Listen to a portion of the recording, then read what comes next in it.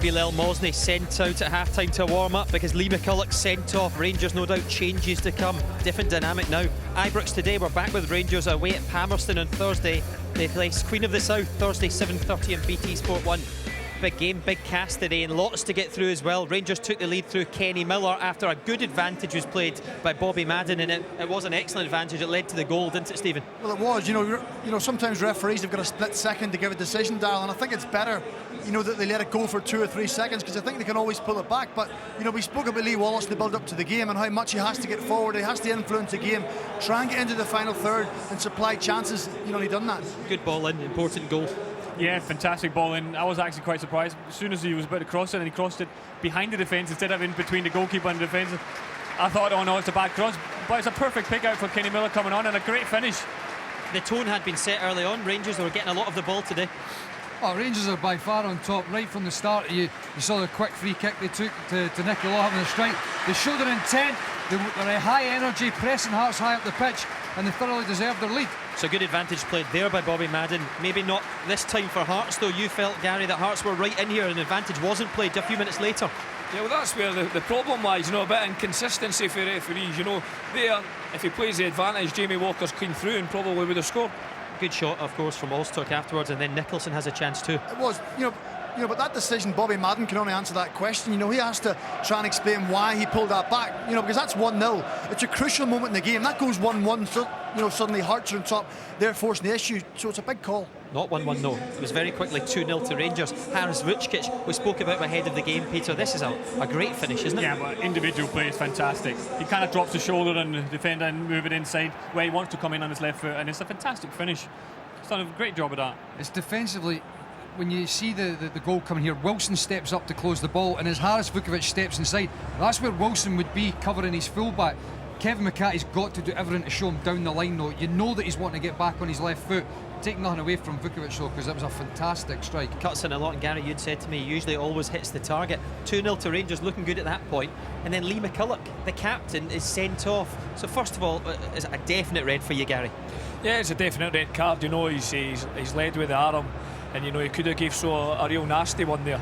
And it's a crazy thing to do, because Rangers are well on top. They're 2-0 up and cruising in the game, and now they've gave Hearts a lifeline. Well, you can't defend that challenge, but what Lee has to realise is he's never going to win the ball. Zeefuik is running off him. He has to try and probably protect him a little bit more, so he's taking himself into an area of the pitch where he's never going to win the ball. I mean, that could have been a cheekbone, jaw, everything could have been broke. So, how he can defend himself to his manager, I have no idea. There was a wee penalty shout in there as well for Hearts too, but let's talk about McCulloch, because is it just unacceptable to you as well, especially from the captain? Of course it is. I mean, regardless of whether he's captain, it's unacceptable from any player on the pitch. And Lee McCulloch's got a reputation, amongst football fans and people in this country, that he goes into challenges in the air with his arm leading like that. He can't win the ball like Craggs is saying there. He's too far away from it. You see here, he cannot win that ball. Regardless of whether he jumps in with his head, he's going to clash heads with the guy. It's an unacceptable tackle, and he could have caused Osmondshaw some serious damage there. Stuart McCall is trying to get a bit of momentum going. He'll be fuming in there, won't he? Oh, I would be very disappointed if I was him.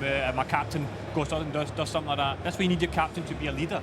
Be the person who knows what's going on the pitch, and do a challenge like that and letting your team down just before half-time as well, where you're 2-0 up and you're cruising at home. It's unacceptable. They have to regroup now, and it looks like Bilal Mosney is coming on, but it is 2-0 to Rangers at the break. Another important game for them as well, as they finish off this race and try and get second place in the championship. Can Hearts mount a comeback now? We'll find out shortly.